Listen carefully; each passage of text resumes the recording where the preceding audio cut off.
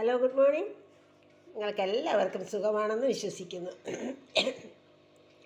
നിങ്ങളെല്ലാവരും ബ്രേക്ക്ഫാസ്റ്റ് കഴിച്ചോ?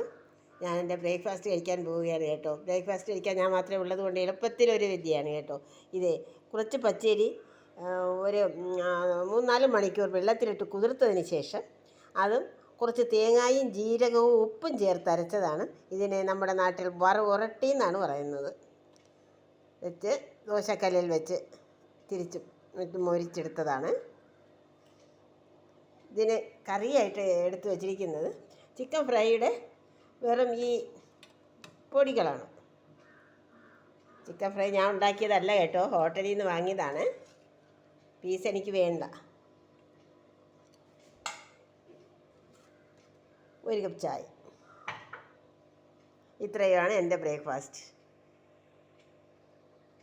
നിങ്ങളെല്ലാവരും എന്നെ ഒന്ന് സപ്പോർട്ട് ചെയ്യണം.